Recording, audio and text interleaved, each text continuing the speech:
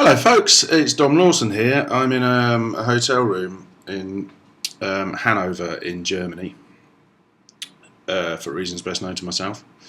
And I'm bored because I'm sitting around waiting for something moderately exciting to happen. So I thought I would do an iron sandwich for you on behalf of Metal Hammer magazine.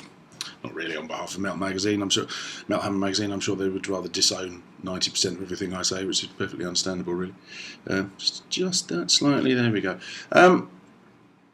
Yeah, I'm going to review an album that so I mentioned I was going to review on Twitter, and at least two people said to me, "Why are you going to review that when it's obvious you don't like them?" Yes, I'm talking about Linkin Park. Linkin Park, I'm going to call them. Linkin Park.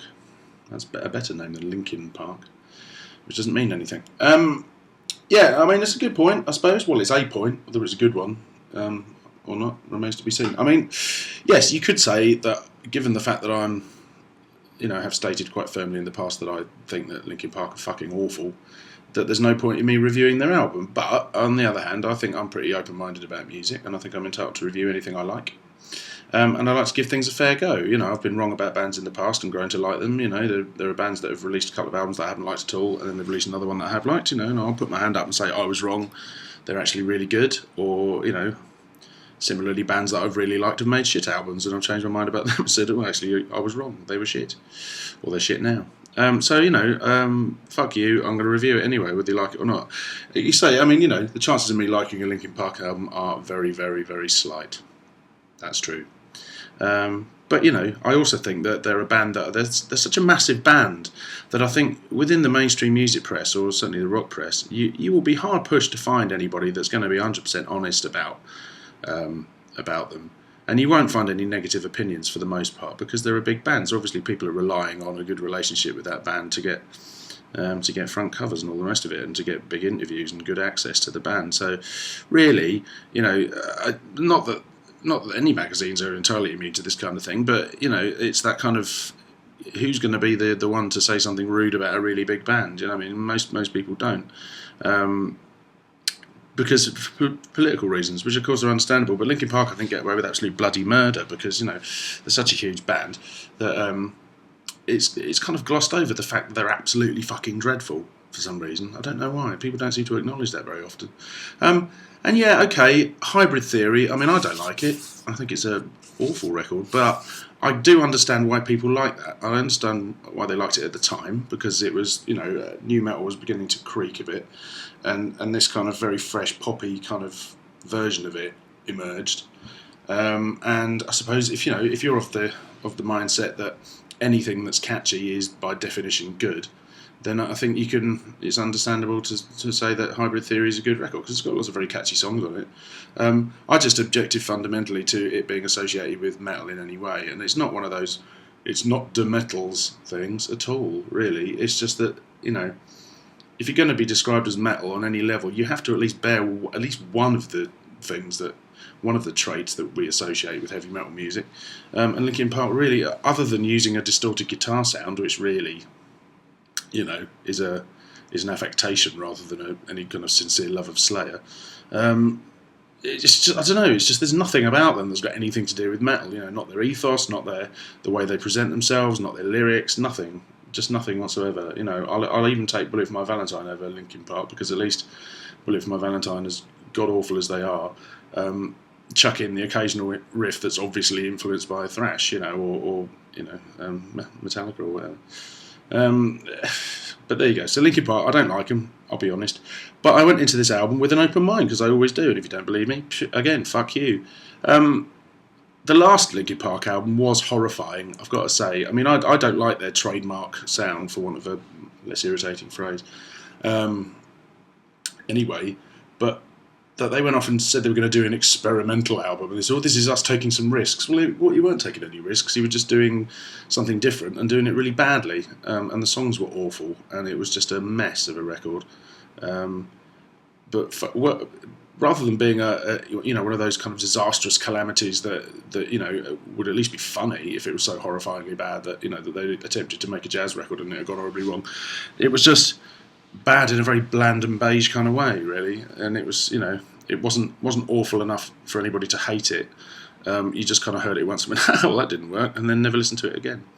So this new album, I'd been hearing whispers about how it was a return to form, and it was like, their best record since Hybrid Theory and all the rest of it. I mean, admittedly, I listened to the second album once. Don't think I've ever heard the third album except for the singles that came off it, which were dreadful. And the fourth album, as I say, was just horrifyingly awful and beige. So this one, Living Things. Now, I'll give you two things there are two things that I like about this record. One, it's only 36 minutes long. It's still 7 minutes longer than Rain in Blood, but I'll let them off. 36 minutes. It means I've been able to listen to it twice all the way through without slitting my own throat, so that's good. The second thing I like about it, as with all Linkin Park albums, is the production is amazing. It's had a lot of money thrown at it, so it sounds incredible. So that's lovely. It's, if you're one of the biggest bands in the world, you should have an amazing production job, and maybe it's something that Metallica could learn from. That if you're that huge and that successful, then really there's no excuse for having an album that sounds like it's been recorded in someone's garden shed. So there you go. So those are the good things about Linkin Park's new album, Living Things. Now, bear in mind, of course, that it's going to sell millions, whatever I say. And so if anybody from Linkin Park sees this, or their management company or anyone else, and goes, oh, boo-hoo, he was rude about Linkin Park, you're all very wealthy. Shut the fuck up. I'm scraping a living here. And I'm just expressing an opinion. If you don't like it, fuck off, basically. Don't want to interview you anyway. There's no intention of ever coming to any of your gigs. So, bothered, really. But anyway, there you go. So Living Things, right? First of all, the title, Living Things. I can just imagine the meeting whether it was Chester or Mike Shinoda went, I've got an idea for the album title. Wait for it. Living Things. Because, we're all living things, but also at the same time, we're living things. Do you see? You see what I've done there? Yeah, we see what you've done there. It's a rubbish title. So there you go. So, right, okay, musically speaking. Oh, dear me. There's so many things that are irritating about this album. I mean, for one, the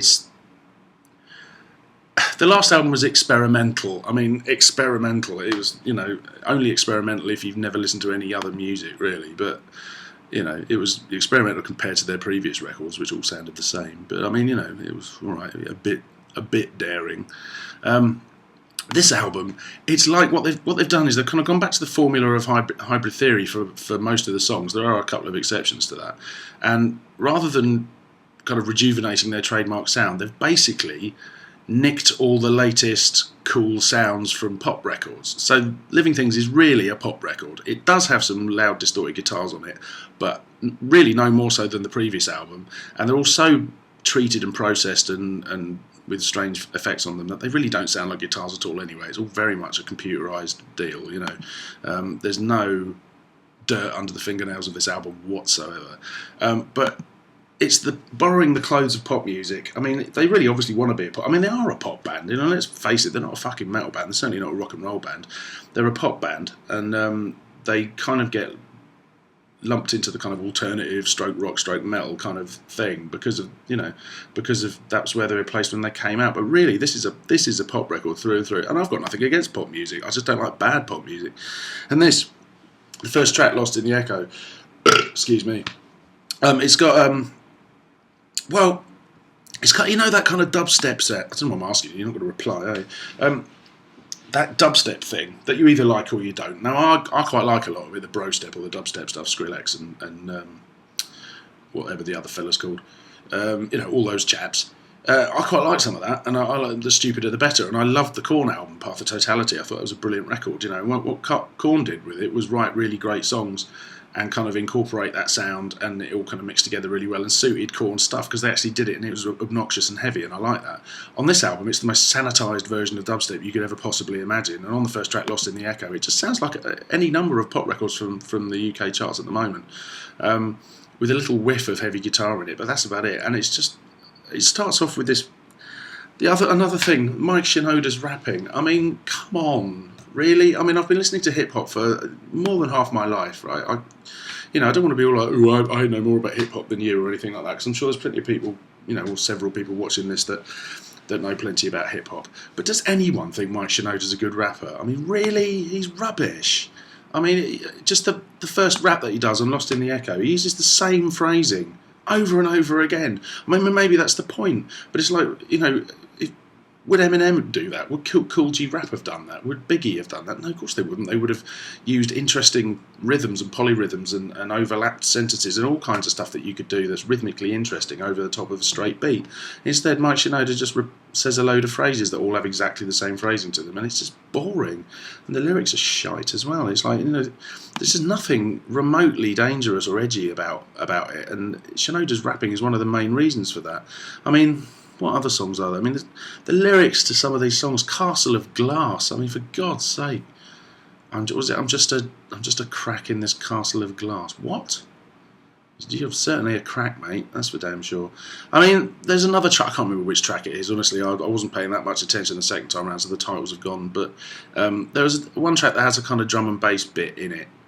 The beat is kind of drum and bass, but again, it's so sanitized. It's like this is not exciting. I'm puzzled because I asked on Twitter yesterday whether anyone liked Shinedown, and loads of people came back saying, "Yeah, I really love Shinedown. They're amazing."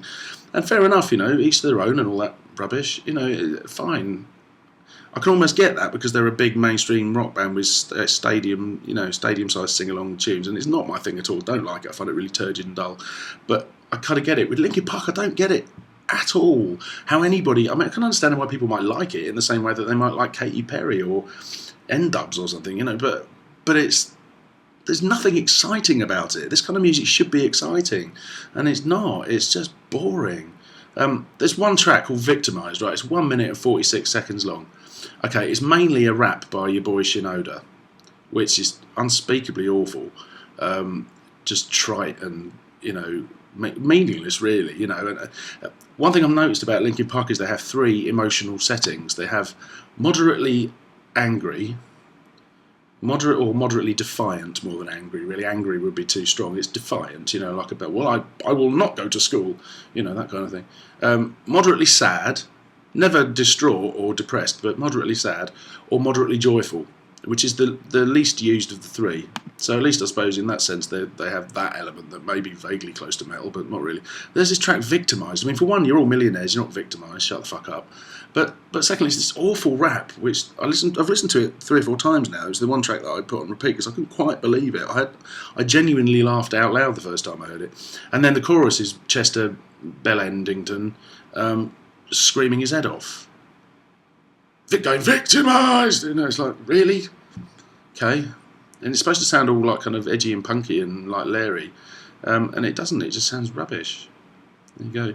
Then, as the album goes on, honestly, I cannot possibly express, well, I can, I'm going to try, how twee, the word twee doesn't get used very often anymore. It's the kind of word that I would use rather than normal people. But twee, it's like, I can't remember the titles of these. I think it might be Until It Breaks. Certainly the last track, Powerless. Or is it Skin to Bone? I don't know. Among the last 4 tracks, there's a couple that have just the most twee kind of sing-along melody things going on in the background. And you just kind of, I could just see Mike Shinoda wearing a lovely summer dress skipping through a field. It's like, God's sake, mate. It's supposed to be a rock band.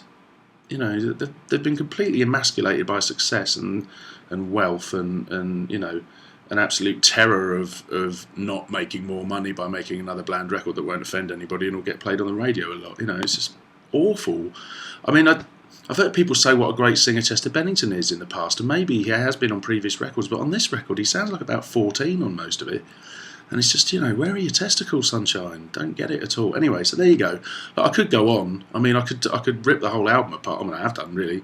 But it's just awful and just so sanitised and safe and tame and, just nothing to it, really. And 36 minutes long, and you kind of think, well, the amount of money you've thrown at this, actually, as much as I would hate to have had to listen to more, 45 minutes might not have been out of the question. I mean, the new Oath album's like 52 minutes long. I mean, that's far more than anybody wants to hear. But, and ours didn't really cost quite as much as Linkin Park to make.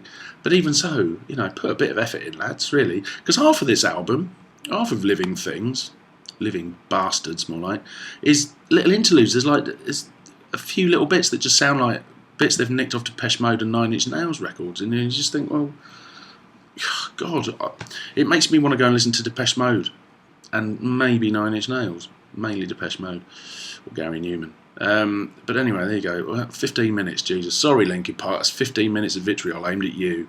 I'm sure you'll cry yourselves to sleep over this one. I mean, I interviewed Mike Shinoda once, and he seemed like a nice bloke, but he also seemed terrified of saying anything controversial or having an opinion on anything, you know. And I don't trust bands like that. You know, it's like you've got the your puppets, and you've got the major label hand up your chuff, you know. And it's like, God's sake. Have an overdose. Get into a fight in a car park or something, you know. So there you go. That's the opinion on Linkin Park that you won't see printed in any of the magazines because they're a big band. So there you go. That's my opinion on it. I think it's fucking dreadful. And I won't review any more of their. This is the last time I'm going to review Linkin Park on any level because, to be honest, it is a bit unfair, really. But you know, I'm bored in a hotel room in Germany, so I'm going to have a fucking laugh at their expense. And I hope you've enjoyed it. And if you haven't, you're probably a Linkin Park fan, so I couldn't give a fuck what you think. There you go. Cheers, folks. I'm going to go and have a second shower because there's nothing else to do. Or maybe watch some German TV. I don't fucking know. I'll go outside and have a fag. It's only 3 stories down and then a 20-minute walk. Yeah, so cheers. Happy Christmas, and I'll see you... well, I won't. Cheers. Bye.